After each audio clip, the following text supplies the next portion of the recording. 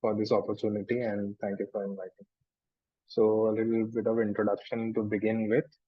So, my name is Anup Ganguly and I'm the founder of Pharmology. So, we are into agri tech, which combines both uh, product side in terms of providing and developing new age biological fertilizers and pesticides, and on the technology side to build and provide a service to the farming community where farmers can use new age technologies into their fields, incorporate it more, and make the most out of their farms. So I will start with a small presentation about what we have been doing so that the audience can get a better understanding. I hope it's visible. Yes, sir, it's visible. Put it in a slideshow mode. Sure.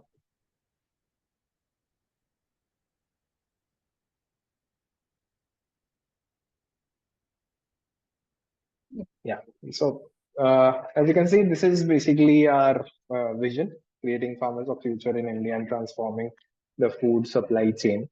So to begin with, the advent of what we are doing came from a lot of market research spanning over about 3 years, where we spoke to multiple stakeholders, starting with farmer, keeping the farmers at its center.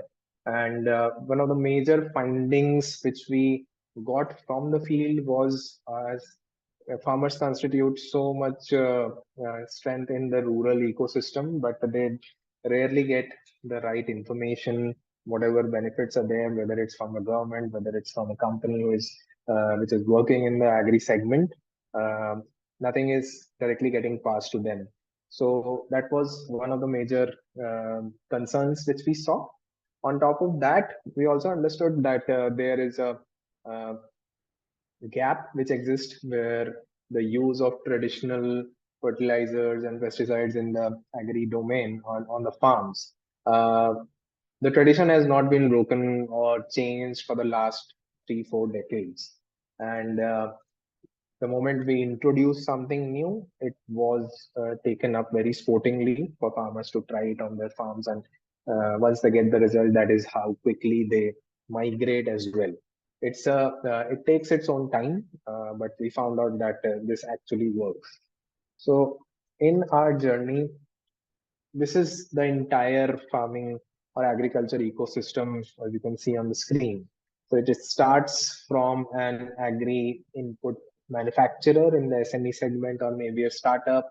Then, specifically in the agri inputs domain, the products are manufactured. Then, when it goes to the distributor, then the distributor sells it to a retailer, wholesales it.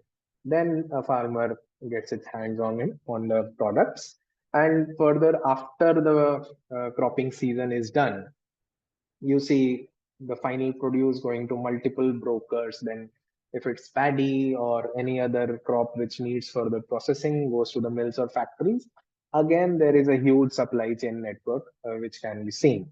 And finally, the consumer. So there are problems in each stage, but the farming, the problem which a farmer faces is paramount, because first of all they are facing doing the same kind of farming for the last 3 decades, and the cost of farming is going up, but the productivity is not. We found out, spoke to about 2,000 farmers that they're facing a loss of 25 to 30% on the pre-harvest stage because of these pest and disease attacks. Early detection is not there. Abrupt climate change, one of the major factors now, and ultimately leading to low productivity both in terms of quality and quantity of the produce. And again, that leads to low income. So the income increment has been there, but not as expected. So we came up with a solution which we call Pharmology. It's a very smart solution where we are using technology. So we understood that uh, it's written here tea farmers, but we do it for all kinds of farmers. We provide farmers with a digital crop advisory model where they can take informed decision about if something is wrong with the crop, what is wrong with the crop, with the help of the app, and the resolution or the recommendation which we provide, which is unbiased and which can help farmers make a decision about what products to use in their farm.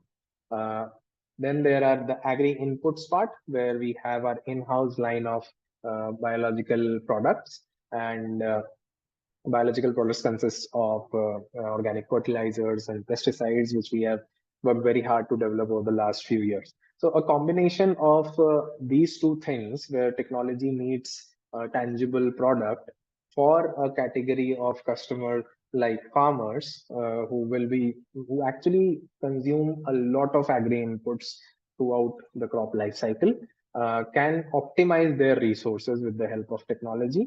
So finally, market access is the part which we have done for paddy, and where we are connected with our 2,000 farmers, connecting them further to mills. So it makes their life easier and the mill's life easier as a sourcing, because the sourcing is very consistent from our part. So, talking about taking the whole solution to the market. So, another part of the research came up where we understood that going only online may not be an efficient way, because there will be a lack of trust. So the first approach which we took was in the form of pharmacology centers, where we built a distribution network. Unlike the traditional distribution network which I just showed you in the beginning, we cut down two of them. We have kept just one touch point, which is basically a good agri input retailer who has a good right frame of mind to take up technology, take up new kind of products, and generate more income through his agribusiness. So those are the like-minded people we have already installed in rural areas where the concentration of farmers are pretty high, so that farmers can go and experience the products physically, and there is trust as well for the center owner, and get a proper confidence about how the products are performing. Eh, There are a set of progressive farmers in our network who order online and we deliver it directly to their doorstep, which is much easier, but that kind of doesn't take a lot of percentage of share from our uh, entire business. So Pharmalogy, what it does is provides a technology platform for farmers to take all sorts of benefits, and both physically and digitally. So it's an omni-channel model which we are working on. We have our own set of products which we have developed after a lot of research, and we also have a few SME partners because they also face similar problems in terms of taking their products into the market and get honest feedback. So till date, we have engaged with about 1 lakh farmers with a good reach of 2 lakh farmers, covering about 10,000 acres in the tea belt and another 5,000 acres across the state of West Bengal and UP. And we have multiple MOUs in place and about 40,000 app installs so far, which gives us a very good confidence in terms of understanding what our end users who are farmers need. Now coming to the product side. So these are the products which we have developed over the last few years, about 7 years now. We've got the patents. So three category of products is what we have developed. One on the macronutrient segment, a little supplementary to begin with, but long term, we had these products have the potential to replace the traditional chemical fertilizers. But the positive part here is these can be used alongside chemical fertilizers as well. On the micronutrients and the soil and the growth part, we have three products developed. Again, something unique there. They're using agro homeopathy, nanotech biostimulants, botanical extracts, mineral, etc. And so far, about four patents with us for the products which we have. And obviously, the pesticide segment, we have two, where one is on the fungicide, another is a borer control, which controls all sorts of borers. Now, the digital crop advisory part is where the smart thing comes in. So what we have developed here is a three feature stack, which is very holistic, which makes it easy for any farmer who has a knowledge of operating an app in his phone. So we do soil testing with the help of an IoT device. So a very novel invention, uh, which is the quickest and the most accurate in the industry right now. And once you get the soil content, your farm's soil content, then we also give recommendations about what is lacking, what is optimum, and what is more than what you need. So in the soil, so that makes it easier for farmers to decide about what volumes of fertilizers are they're going to add into their apply into their farm soil. And if there is an overdose, there is always loss in the fertility of the land on the farm. Then once we have this information, the second phase is the crop health monitoring, where we have brought down the satellite imagery technology into the hands of the farmers, but not just in the form of data, but also actionable insights, so that the farmer can, let's say it's a 90-day crop or a 120-day crop or a year-round crop, they can geotag their farms on the app and get weekly updates about how the crop is performing, if it's going up to the mark or not. If there is a red patch somewhere, then what is that red patch about in the crop life cycle? If it's a fungus or if it's a pest attack or it's a growth related issue, we do that for you and give you some recommendations from our side, which a farmer can or cannot take. But the ultimate aim here is to make the farmer uh, use as much technology as possible on a farm level, so that without spending a lot of money, and make the most out of it without overspending, so that you say every rupee saved is every rupee earned. So that is where this is going in terms of optimizing the resources.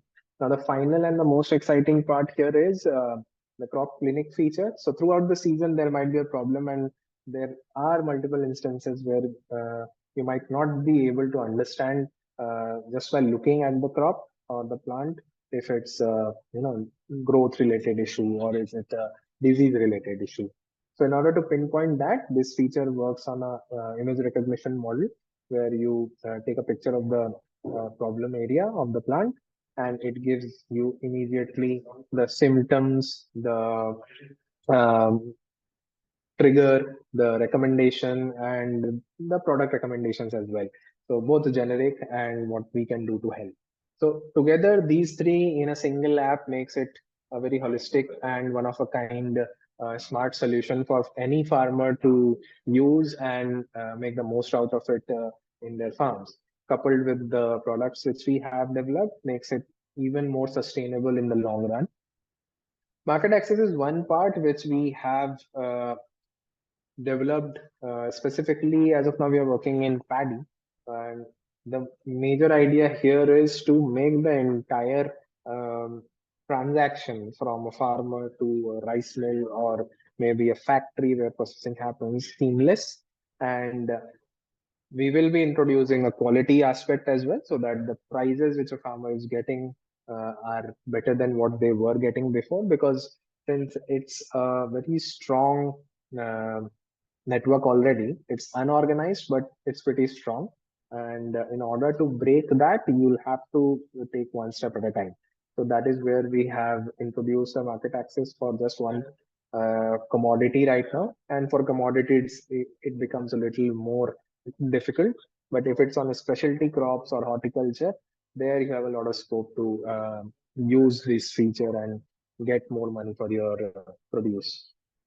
So 35,000 farmers are regular customers. In the last 5 years, it has been growing with a few thousand every year.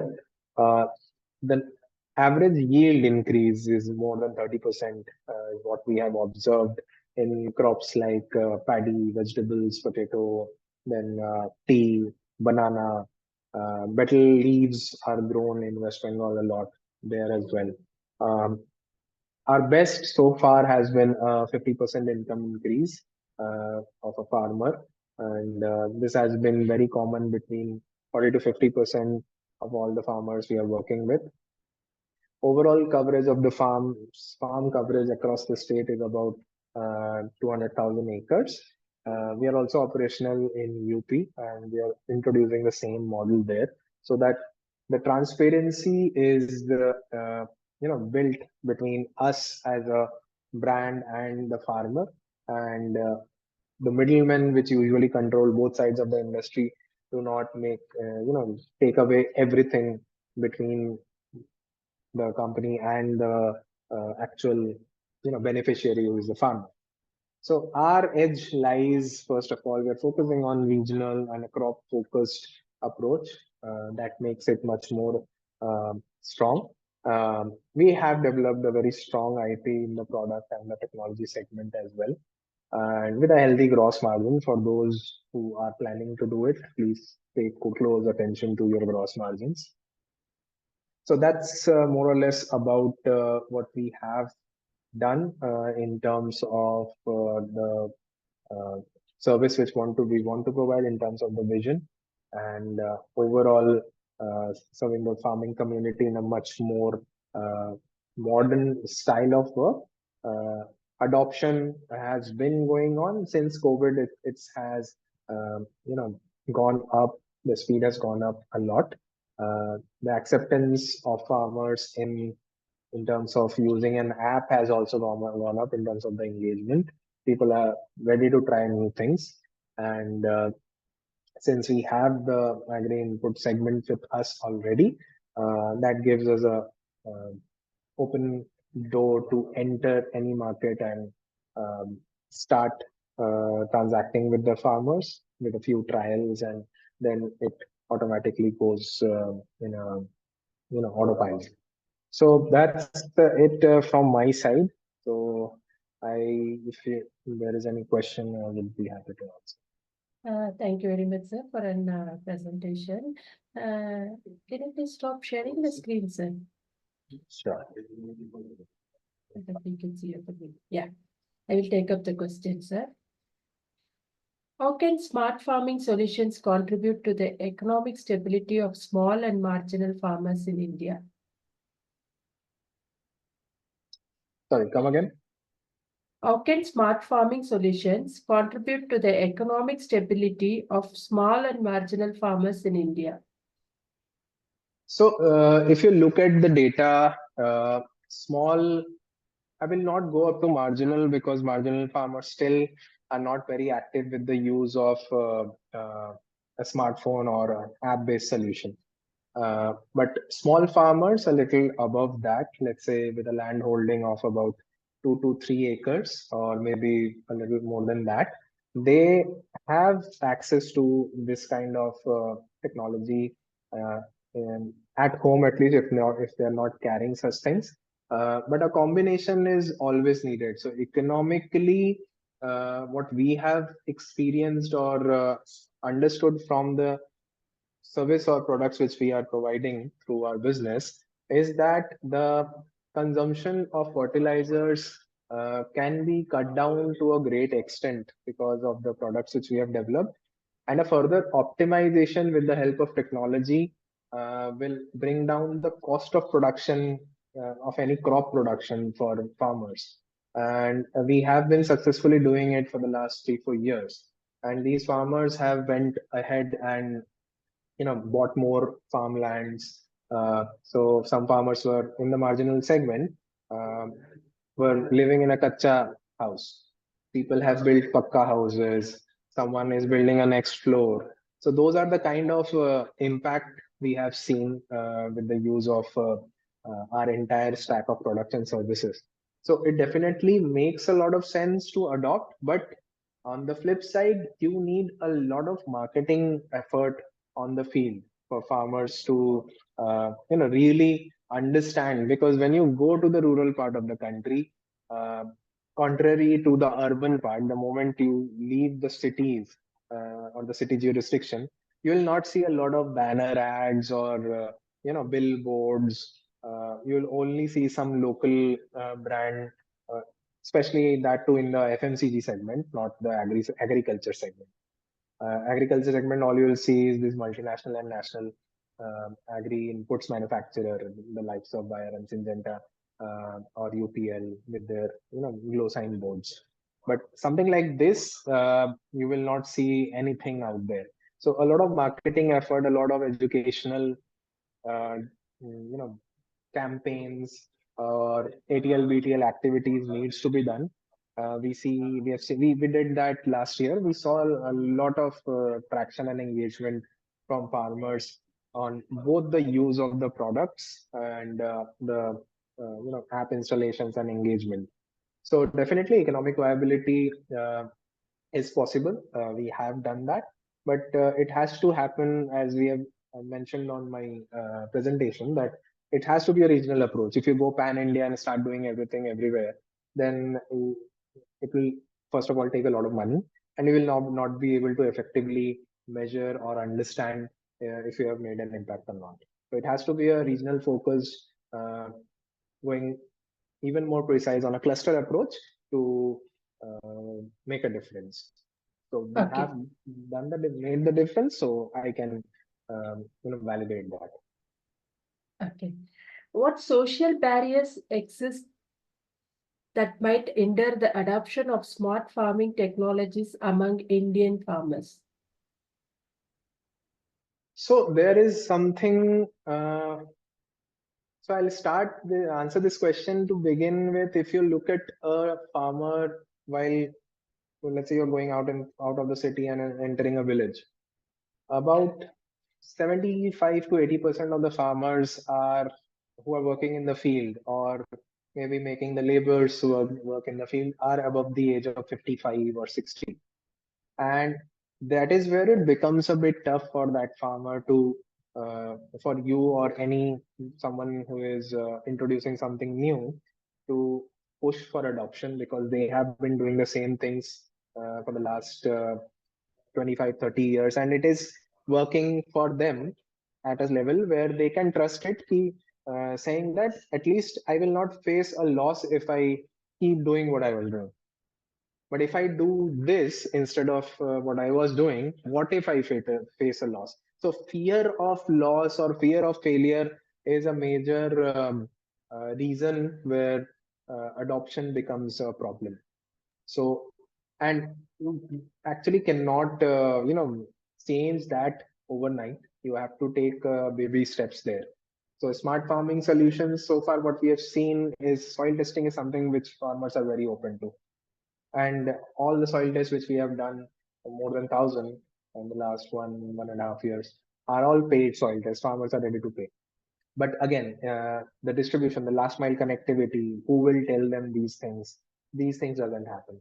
So you have to hold on to one segment which is very important for a farmer, then move along those lines and understand the needs. So a farmer understands products, agri inputs, because those are right in front of them. They can physically hold the products and see the results on their farms. Technology is something which they cannot touch or see with their bare eyes. But an advisory on top of that becomes even more tricky, because who pays for advice, right? Especially in the rural India. Even urban Indians also do not pay, do not like to pay, even if they want to accept it or not. But we have to take one step at a time. So soil testing has been one of the first smart farming solution which we have introduced. The second one is introducing innovative agri inputs. Now people are using the image recognition technology to understand what is wrong. If they're not able to understand, then they're calling us through the app and all that. So that is where you have to take very small steps to make it into the uh, get that headspace into a farmer's mind. And socially, I don't think it's a big issue. You just have to mingle with them, have the same culture. So look, I cannot go to another state, maybe let's say Maharashtra today, and I don't know the language, I don't know the culture, and start promoting the products, I will not get any response. So you'll have to get, if you're targeting a particular state where you are not, where you do not belong, then you have to have a local team there or someone who can communicate effectively So that is where the social thing comes up. And then there is another factor called the terminologies. So one insect is called something here, something in another state. One unit of land is called a kattha here. It can be called a gunta in Bihar. Or people sometimes go only talk about acres or hectares. So those things are there, which are very diverse across the country, and for that you'll have to have a localized team and someone who can communicate and have some trust from the farmer's front. So if that answers the question. Okay. Are there any specific policies or subsidies that the Indian government has introduced to encourage sustainable agriculture practices? Uh, there are certain policies which promote it, but and also funds these small sustainable or organic farming uh, projects. But we have found it very tough to enter without having a direct contact into that particular department, because again, it's the government and farmers are a big vote bank, and there is a lot of bureaucracy and politics going on. So we have personally seen growth in going direct, going talking to farmers and building the entire value chain. So there are schemes for every state government, available to every state government, to promote organic farming or sustainable farming for that matter. But you'll have to have someone who can, bring, showcase you and bring out that budget so that you can go ahead and execute and show something. So in my personal experience, we tried for it, but it kind of, keeps on getting back and forth, and you do not really get any proper feedback if you're not connected. An independent entity, it becomes very tough to get a deal from the government, and um, even if you promote it, they will be. It depends on the government how involved they are, um, and which state are you looking at. Central government and all, I haven't really seen. So central government actually sends this kind of budget to the state government. They have to utilize, otherwise they'll have to surrender it back to the central government if the budget for these kind of schemes is not utilized. But again, the bureaucracy and the politics comes in between when smaller companies goes on approaches without any, uh, inside link of the system.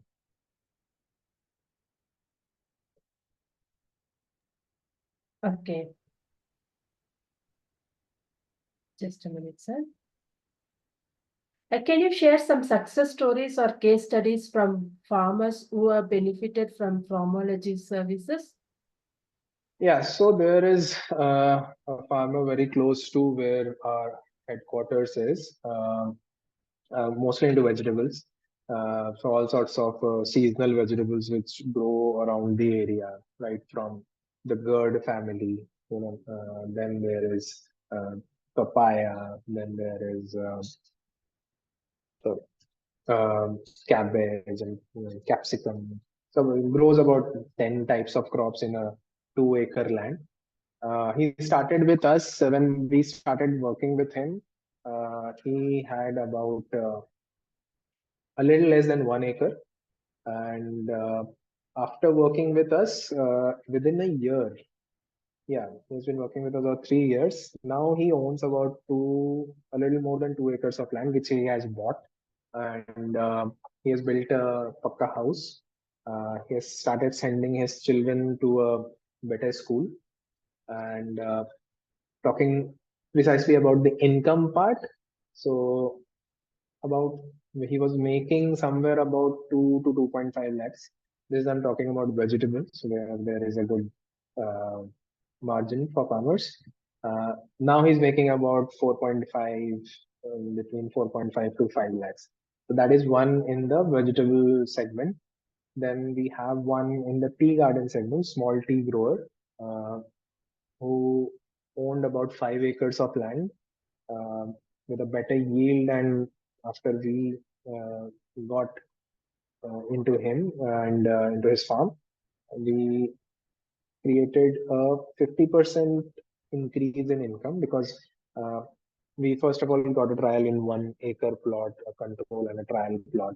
So after our intervention, the volume of the leaves, the quality of the tea leaves, which he sells to the factories, and the overall uh, cost came down by 20%. The volume went up by 30%. So overall, that 1 acre plot of tea garden where he was making about 39, 40,000 per per acre, that went up to 60,000. So now he had some 10 acres. He have bought another 5 acre last year. So these are one of two of our big success stories in the small farmer segment, small and marginal. So apart from that, paddy and all, we have shown significant uh, changes in terms of the cost of production. The volumes have been pretty much same compared to that of a chemical-based approach, but the quality fetches them a better price, and the cost comes down a bit. So these are the few use cases which we have in the among the farmers which we are working with. Okay.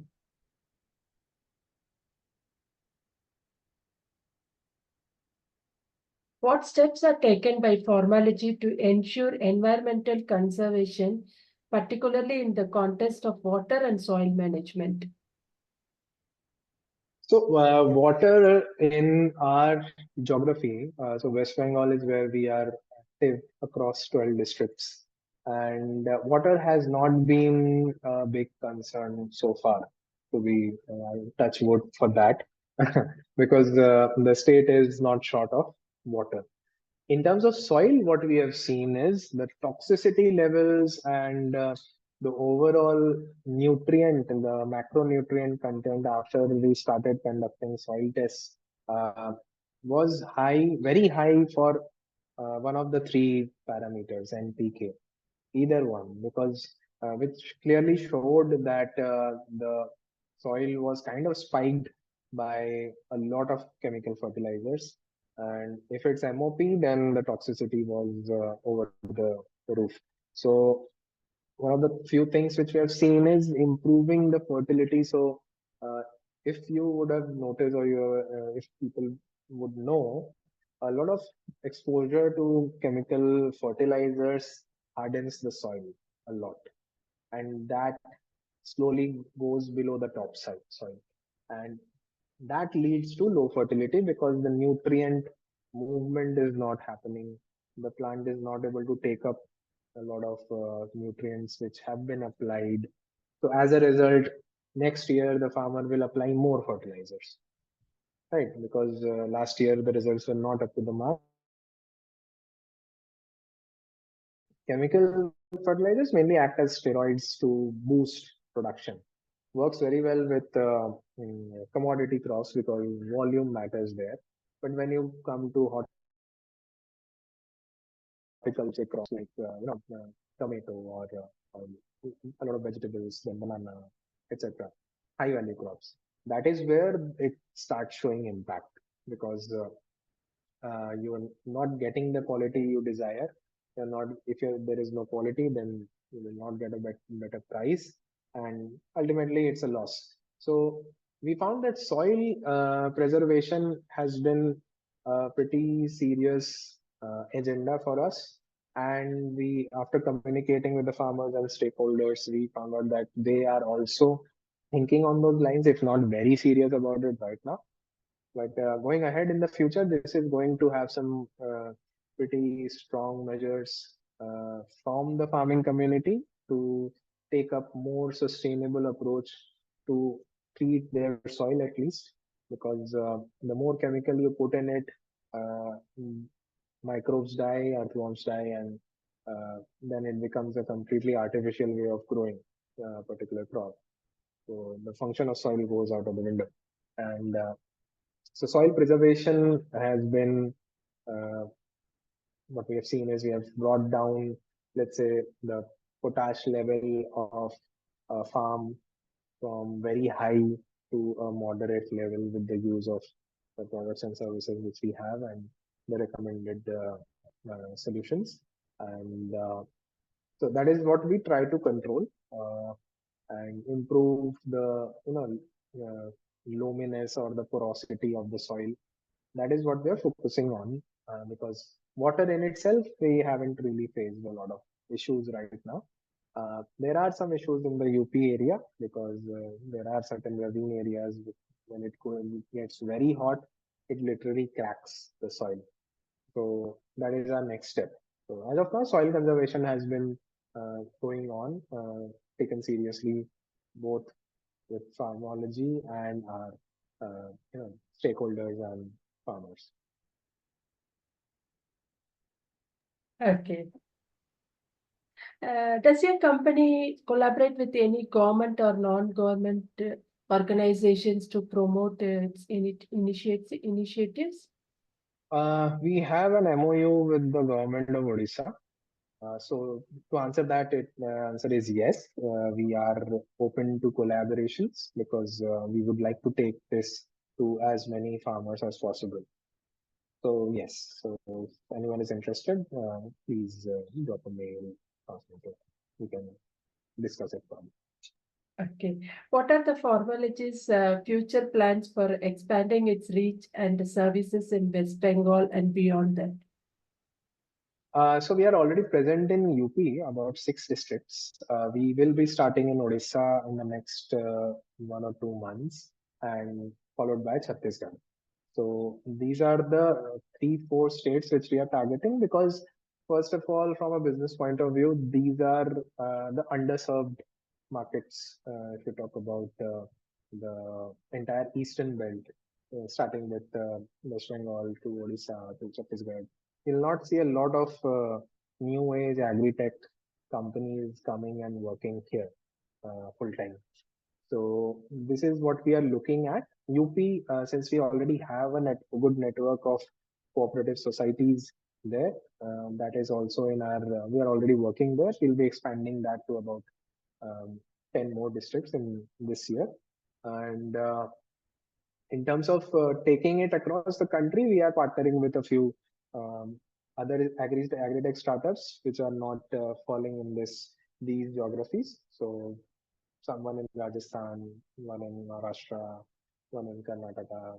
So that is the approach we are taking in terms of expansion, not going directly and setting up everything. So there are people who are doing it in their own territories. We are focusing on this geography for now, and we want to kind of take and dominate the entire eastern belt where uh, virtually there is no other direct competition for us. Okay. How does Farmology gather and incorporate feedback from farmers to improve its services? So we conduct regular farmer meetings, and so it's a both a offline and online method which we incorporate. So farmer meetings have been a very useful tool for us in order to connect and speak to farmers and understand what they are thinking and what they want. And online, whatever app registrations we get on a daily basis, we speak to them, we ask for a feedback. We see our frequent users and we call up and ask for a feedback. And we also do a focus group thing where we see how the farmer is engaging on the app or how frequently are they buying a particular product or using it on the field. So those kind of analysis is what we do, and based on those insights, we further work to develop the products and the technology.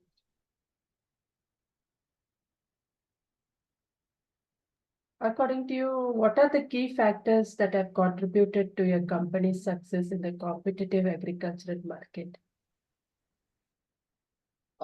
So far, what I have noticed since it's been 8 years in the industry, I have seen that no one used to think from a farmer's point of view. People, all the traditional players or big players, uh, their job was to sell agri inputs to not directly to the farmers, sell agri inputs. That's where it ends. That is where these middlemen of distributors, retailers come in. They have their own dealings, and ultimately, if the product is sold, then it's done. So one of the major things which we have seen observations is a farmer understands fertilizers. I want urea, I want DAP, but when it comes to any pest related products or any growth crop health related products, they don't bias on a particular brand. They are mainly focused on solving the problem. So if you can solve the problem, there are two products which solve the problem. One is a little cheaper, they'll go for the cheaper one. Yes, there are a few products in the brands in the market which have been there for the last 15 years, 20 years. Those have a certain brand value in terms of the recall of the farmer. But the moment you bring a cheaper alternative with a better result and long-term impact on a farmer's income, they are ready to switch considering you are there in the market. If you're not there in the market, they'll switch back. They'll relapse. So you'll have to be there with in the market. You have to be engaging with the farmers or the community of farmers you're working with. You have to be constantly there in their minds so that there will come a time as soon as, let's say, 2 years or 3 years at most, the farmers will correlate with your product. Okay, I have to use this with the name of the product. And that is where you start getting some success. We have about three of our products where the farmers are literally calling it out. Not all of them, there's just three of them. We have product developed 10 produced, 10 products in the agri inputs domain. So everything takes its sweet time. Plus, if you map it out perfectly about at what stage will your product be used, how many times a farmer will buy the product throughout the year, uh, is it really solving that particular problem which a farmer was facing? So start with the particular problem which is very uh, urgent to solve for a farmer and build a product which does it. You would have heard it from a lot of people, which does it like no one else is doing in the market. So that creates that stickiness. It's very common for any kind of customers, irrespective of their industry. So do that, and then there are things which come like the pricing, the positioning, how will the farmer have access to it. So those are the typical things which you have to keep in mind. Okay, thank you very much, sir. We have now completed the round of questions on behalf of agricultureinformation.com. We like to thank Mr. Anup Ganguly for the talk and for answering the questions. This meeting will Thank you. now be closed. Thank you. Thank you so much for the Yeah, most opportunity. welcome, sir.